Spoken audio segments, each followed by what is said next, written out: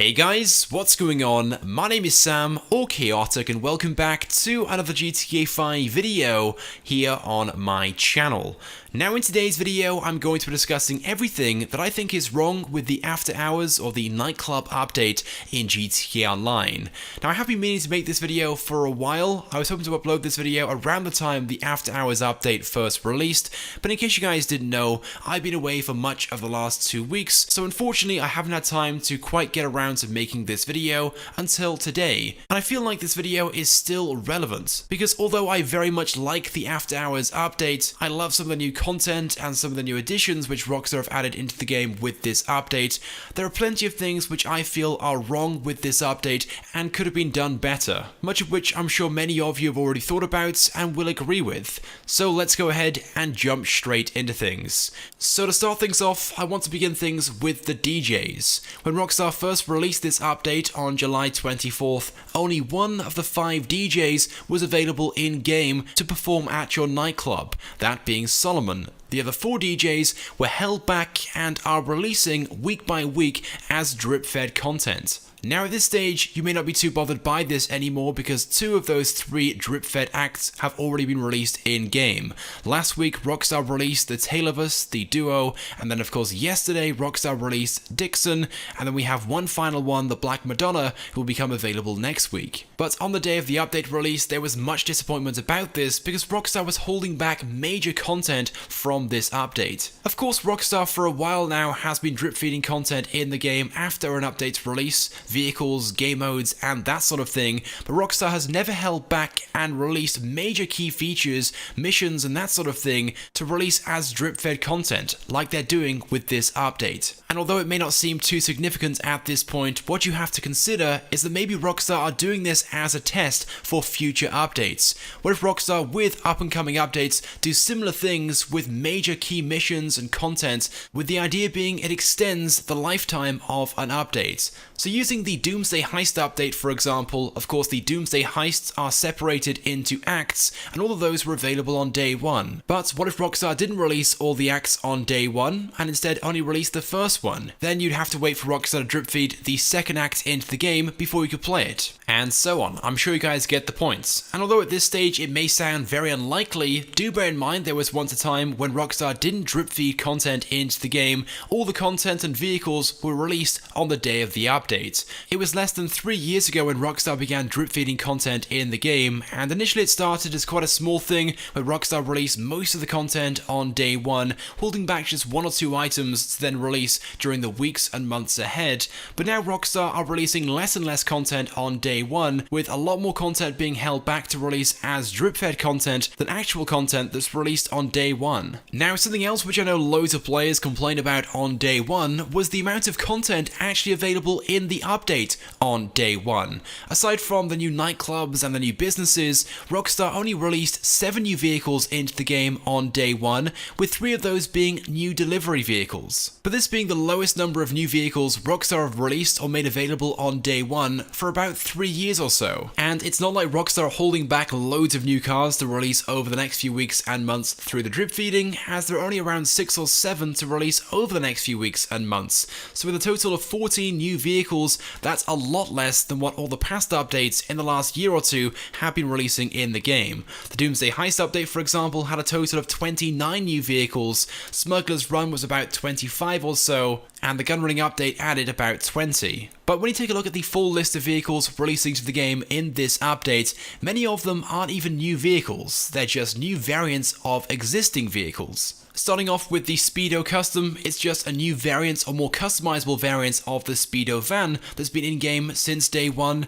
Same for the Mule Custom and the Pounder Custom, and the Festival Bus, which is just a new variant of the Prison Bus. The Patriot Stretch is just a stretched limo version of the Patriot, and the Blimp, which Rockstar released in the game last week, is a vehicle that's been in the game since day 1. It's just never been available online. Then there's the Oppressor Mark II. Now although yes, I cannot wait to see this vehicle vehicle in-game, it is just a new variant of the Oppressor. It's almost identical, but instead of having wheels, it has a hover jet engine on the bottom. Even the Jester Classic that I'm driving right now in the gameplay. This of course was supposed to have been released with the last update, but it was so poorly made that Rockstar didn't release it, and they reworked it instead to then release it in this update once it was fixed. So when you think about it, Rockstar have actually added very few new vehicles with this update, when there should have been loads. This update and its theme had loads of potential in the terms of adding new sports and supercars, luxury saloons and SUVs and that sort of thing. And speaking of the new vehicles from this update, one or two of them have a few issues and things wrong with them.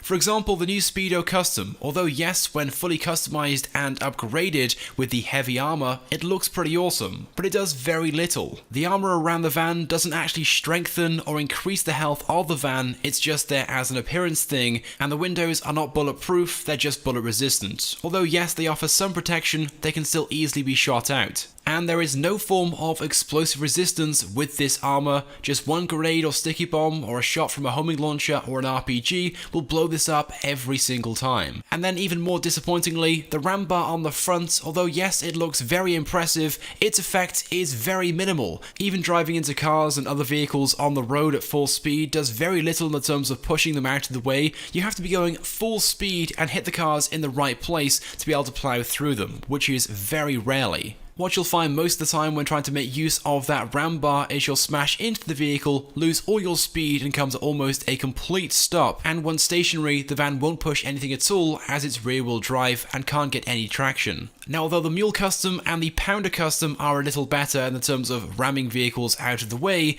its armor protection is very similar. The windows are already bullet resistant and just one explosive will blow these two trucks up every single time. Then as for the Mammoth Patriot Stretch, a vehicle I was very much looking forward to seeing in GTA Online when it first got rumoured and leaked to be releasing in this update, is also pretty disappointing. It's expensive for what it is, there aren't really many customization options, and even more disappointingly, the front grille, the graphics and texture of that is extremely low resolution, as you can see in the gameplay right now, which weirdly enough isn't the same case on the standard Mammoth Patriot that we have in game. This grille or the radiator is only like this on the stretch version, which I don't really fully understand. But either way, it looks awful and is definitely something Rockstar needs to fix. Then there's the Festival Bus. This is my least favourite vehicle from this update for the simple fact it is completely useless, yet it costs almost $1.4 million. If you guys haven't driven this already, it's extremely slow and just a massive inconvenience, and to make matters worse, you can't even store this in your garage. The Festival Bus is a Pegasus exclusive vehicle. It is just a complete waste of money and so disappointing in so many ways. Now as for the nightclubs themselves, there are one or two things which bother me about these two. For starters, Rockstar haven't even used the official nightclubs that we have in-game as locations. Places like the Bahama Mamas nightclub, Cockatoos, and so on. We have loads and loads of official nightclub buildings in-game, but instead Rockstar have just used these random buildings around the map, and they haven't even changed the appearance of them. The outside and exterior appearance of them look very plain, very boring, and very basic, and not very nightclub-like at all. Then as for the inside of the nightclubs, the actual nightclub part of these properties is a lot smaller than expected. And I feel like these nightclubs have a lot more potential as well and could look a lot better. Then there's the issue of moving around in these nightclubs. When it's fully populated, it's quite difficult to move around, and even more annoyingly, you can only walk around the nightclub part of the property. The only place you can run inside the property is in the business side at the back. And then there's the dry ice feature. This being a feature which you have to purchase for your property if you want it and costs $345,000. But even though you can enable it in the interaction menu by going to the nightclub management and scrolling down, you physically can't trigger it yourself. It will only be used during performances automatically. So there's no way of pressing a button and using it if you want to see it or use it. You have to wait, and it very rarely gets triggered. So it's a complete waste of money, and again a feature which I feel you should have more control over.